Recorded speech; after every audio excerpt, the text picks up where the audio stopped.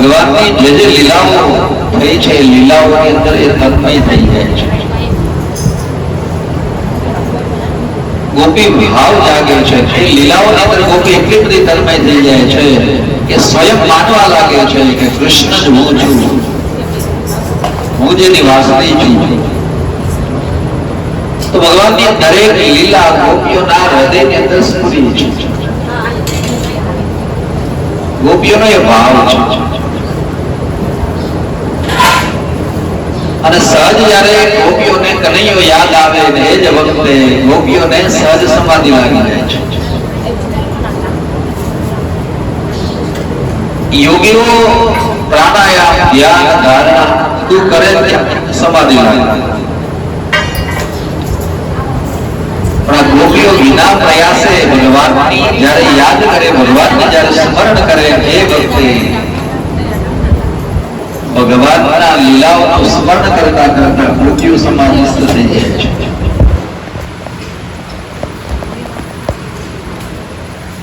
કૃષ્ણમય બધી જ ગોપીઓ બની ગઈ છે. કાત્યાયને વ્રત કરી બધી જ ગોપીઓએ ભગવાનને પોતાના પતિ તરીકે માન્યા છે. ગોપીઓની આજે સમાધિની સ્થિતિ છે એ સમાધિની સ્થિતિ પ્રેમ સંન્યાસીઓ જેવી છે. ગોપીઓ સંસારના સુખને ભગવાનને બધું જ ત્યાગ કરે છે. ત્યાગા શાંતા અંતર, ભગવાનના સુખ માટે બધું જ ત્યાગી દે છે. ભગવાન કેમાં સુખી છે એ જ ગોપીઓનો એ નિત્ય વિચાર છે.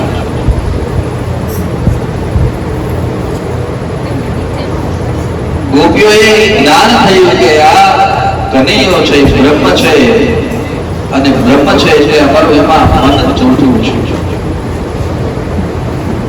એક એક ગોપીઓની ભક્તિ વધી અને જ્યારે ગોપીઓ સમાધિસ્થ પરિસ્થિતિમાં થઈ, જ્ઞાન અને ભક્તિને વધારવા માટે પ્રકૃતિ માંથી પ્રવૃત્ત થવું પડે છે. સંસારના બધે કાર્યોમાંથી જ્યારે પ્રવૃત્ત થઈ જાય ત્યારે એને સહજ સમાધિ લાગી જાય છે.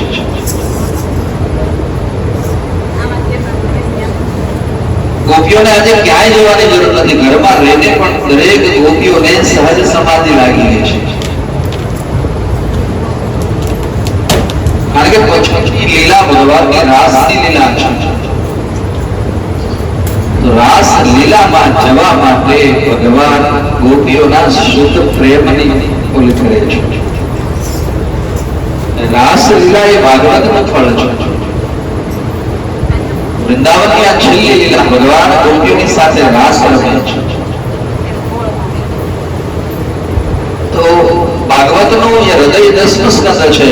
તો હૃદય જો એમાં પ્રાણ ના હોય તો હૃદય કોઈ કામ ના થાય. અને એટલા માટે રાસ પંચાયતની જે કથા બતાવવાના છે એ હૃદયનો પ્રાણ છે.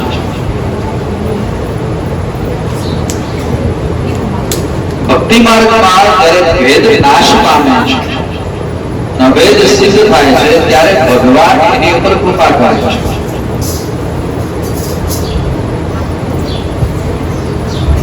તો એક બાય સ્ટેપ ભગવાન બધાને તૈયાર કરે છે. પોતાના વાદે વાસનાનો ક્ષય કર્યો, તૃણાવરણનો નાશ કર્યો, રજોગુણનો નાશ થયો અને જીવનમાં સાત્વિકતા આવે છે ત્યારે ભગવાન આ બધાને અપનાવે છે. જ્યાં સુધી જીવનમાં સાત્વિકતા નથી આવતી, જ્યાં સુધી જીવનમાં નિર્બળતા નથી આવતી, ત્યાં સુધી ભગવાન એ કોઈ જીવને અપનાવતા નથી. એક એક ઇન્દ્રિયોને ભક્તિ રસની અંદર પુષ્ટ કરવાની અને છેવટે ભગવાન દાવાગ્નિ પાન કરે, દાવાગ્નિને શાંત કરે. વૃંદાવનમાં એક વખત દાવાગ્નિ લાગે, ભગવાને બધો જ દાવાગ્નિ દાવાગ્નિ કે બીજો કોઈ દાવાગ્નિ નથી, પણ સંસારની અંદર તપતા જે જીવાત્માઓ છે, સંસારના તાપથી તપેલા જીવાત્માઓને શાંતિ આપવા માટે ભગવાને દાવાગ્નિ પાન કર્યું છે. અને દાવાગ્નિ જેનો શાંત થાય એને જ ભગવાનની વેણુ સંભળાય છે. ભક્તિ માર્ગમાં જવાની આ શરૂઆત છે. ઈશ્વરનું પ્રત્યેક સ્વરૂપ ગોપીઓએ પોતાના હૃદયમાં વિરાજિત કર્યું છે. નાદ બ્રહ્મની અંદર જ્યારે ગોપીઓ સ્થિત થાય ત્યારે ભગવાન અને પરબ્રહ્મ સુધી લઈ જાય છે. તો વેણુગોલમાં બ્રહ્મચારી ગોપીઓ સાથે રાસ કર્યો છે. યજ્ઞપતિઓના પ્રસંગની અંદર વિવાહિત ગોપીઓ સાથે રાસ કર્યો છે. અને આ ગોવર્ધન લીલાની અંદર વાનપ્રસ્થ ગોપીઓની સાથે ભગવાન રાસ રમ્યા છે. અલગ અલગ બધી જ ગોપીઓની સાથે ભગવાન રમે છે. વેણુગોલની લીલા કરી ત્યારે બ્રહ્મચારીની ગોપીઓ છે એની સાથે ભગવાને રાસ કર્યો. યજ્ઞપત્નીઓની પ્રસંગની અંદર વિવાહિત ગોપીઓની સાથે ભગવાને રાસ કર્યો છે. ગોવર્ધનની અંદર વાનપ્રસ્થ ગોપીઓની સાથે ભગવાને રાસ રમ્યા છે. વૃંદાવનની અંદર સુખદેવજી રાજા પરીક્ષિતને કહે કે હે રાજા, એક સમય ગોપ બાળકોને ભૂખ લાગી છે.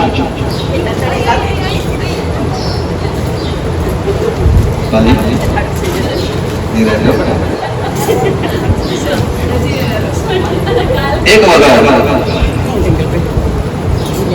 વૃંદાવનમાં ગોપ બાળકોને ભૂખ લાગી છે. બધા જ ગોપ બાળકો આવીને કહે છે કનૈયાને કે કનૈયા અમને ભૂખ લાગી છે. એ દિવસે કોઈ ઘરેથી જમવાનું નથી લાવ્યા. ગોપ બાળકો કહે કનૈયા અમને ભૂખ લાગી છે, કંઈક ભૂખ શાંત થાય એવો ઉપાય બતાવો. આ બધું કનૈયાએ બધા જ ગોપ બાળકોને વૃંદાવનના મનની અંદર જ્યાં બ્રાહ્મણો યજ્ઞ કરતા હતા ત્યાં મોકલ્યા છે. બધા જ ગોપ બાળકો બ્રાહ્મણો જ્યાં યજ્ઞ કરે છે ત્યાં આવ્યા છે. ગોપ બાળકોએ જમવાનું માંડ્યું છે.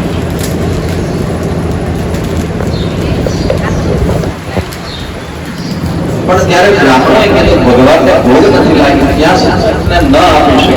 થોડા કલ્પડ માર્યા.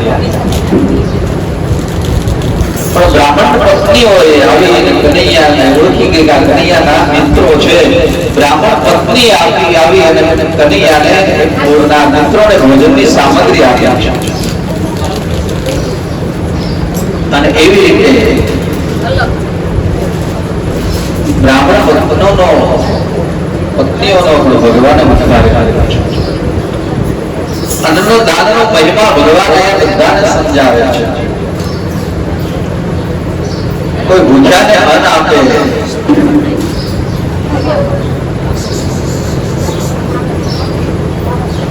એ અન્નનો મહિમા વધારે છે. જ્યારે ગોપ બાળકો બ્રાહ્મણોની પાસે લેવા ગયા, બ્રાહ્મણોએ ના પાડી કે હજી ભોજન ઠાકોરજીને ધેરા પેલા ભોજન ન આપી શકશે. પણ બ્રાહ્મણ પત્નીઓએ આ બધા જ બાળકોને જમાડ્યા છે.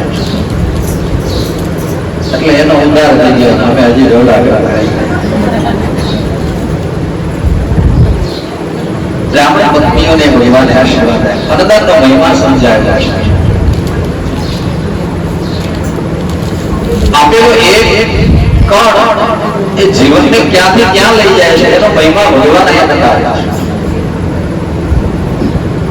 કોઈ ભૂખ્યાને અન્ન મળે અને અંતરમાંથી જે એનો આશીર્વાદ નીકળે છે, આશીર્વાદ એનું ભાગ્ય ફેરવી નાખે છે. ભૂખ્યાને જ્યારે અન્ન આપે છે એનાથી એનો ઓડકાર આવે અને ઓડકાર બાદ જે એનો આશીર્વાદ નીકળે છે, પછી ગમે એ જ્ઞાન ના હોય પણ એના અંતરમાંથી નીકળેલો આશીર્વાદ ભગવાન સાંભળે છે. અને ગોપ બાળકો ભૂખ્યા છે અને બ્રાહ્મણની પત્નીઓ એને જમાડ્યા છે. અંતરથી બધા જ ગોપ બાળકોએ બ્રાહ્મણ પત્નીઓને આશીર્વાદ આપ્યા છે. બધી જ બ્રાહ્મણ પત્નીઓનો ઉદ્ધાર થયો છે. અન્નનો મહિમા સમજાવ્યો છે ભગવાને. ભૂખ્યાને અન્ન આપવું અને અન્ન આપે એટલે એનો બધાનો ઉધાર થાય છે. એક જંગલની અંદર એક યુવાન 20-22 વર્ષનો યુવાન એ પાણીમાં પરબ કરી અને ત્યાં પોતાના માલઢોર ચરાવે અને ત્યાં બેસે. અન્નદાન એ શું કરી શકે છે? બધા જ મોટે માર્ગો આવે, બધાને પાણી પાય, ભગવાનનું નામ લેવડાવે. આ રોજનો એનો યુવાનનો ક્રમ થઈ ગયો છે.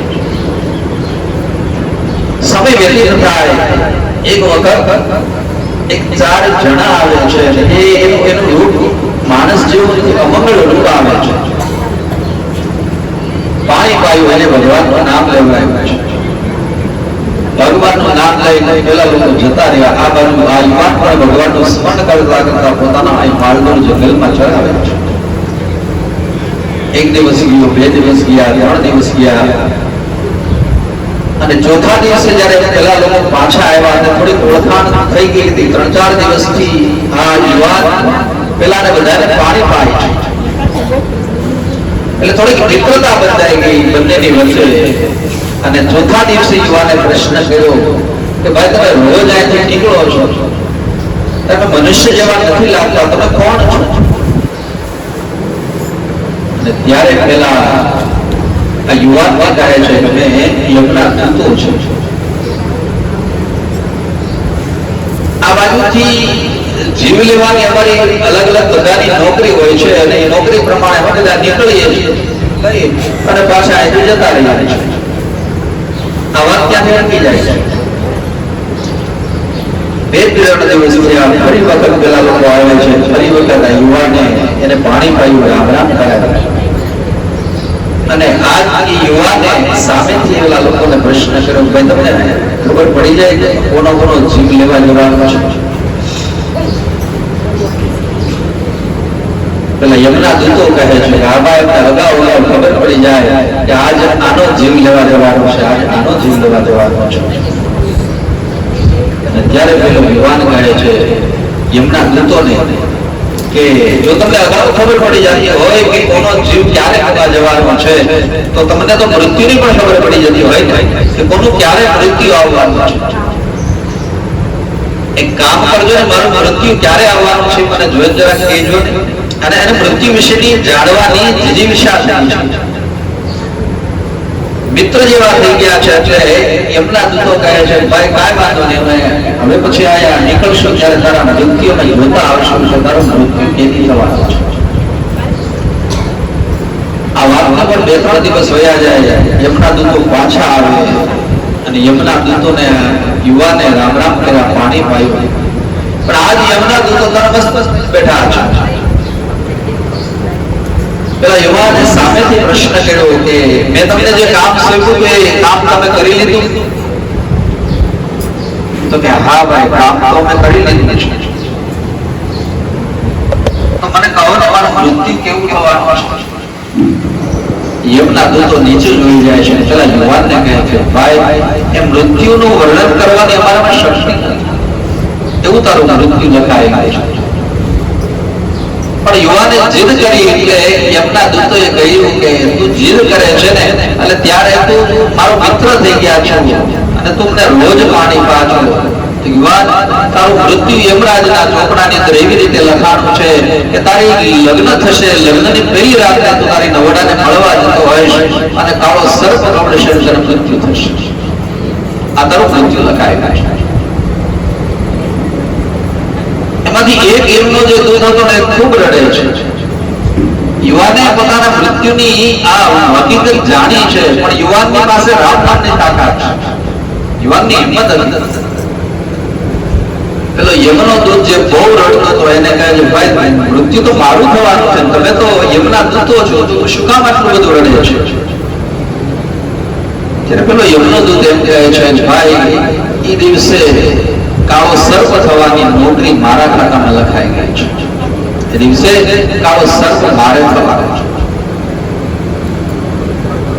આ યુવાન યમના દૂતને હિંમત આપે છે કે કાંઈ વાંધો નહીં ભાઈ, તમારી ફરજ પૂરી કરી. ટૂંકમાં કહું તો યુવાન ઘરે આવે, ઉંમર લાયક થાય અને ઘરની અંદર એના લગ્નની વાતો થાય છે. યુવાન બધાને ના પાડે છે મારે લગ્ન નથી કરવું. યુવાન વિચાર કરે છે કે લગ્ન કરું અને મળવા જાઓ તો મારું મૃત્યુ લખાયેલું છે, લગ્ન જ ન કરો તો મારું મૃત્યુ ક્યાંથી થવાનું છે? બધા જ યુવાન ના પાડી વેળ્યો કે મારે લગ્ન નથી કરવા, મારે લગ્ન નથી કરવા. અને એક એની માં સામે આવી છે, કહ્યું છે બેટા હવે ઉંમર લાયક તારે લગ્ન કરવા પડશે, અને તું જો લગ્ન નહીં કરે તો હું આત્મહત્યા કરી દઈશ. અને એ જ ક્ષણે યુવાને બે આંખો બંધ કરી અને યુવાનને એક રાજમાં દેખાય, એક રાજવામાં કે માનો પ્રેમ દેખાણો, એક રાજવામાં કોઈ નવોડાનો ચૂડલો દેખાય છે. યુવાને માના પ્રેમ ઉપર મોહર મારી હતી.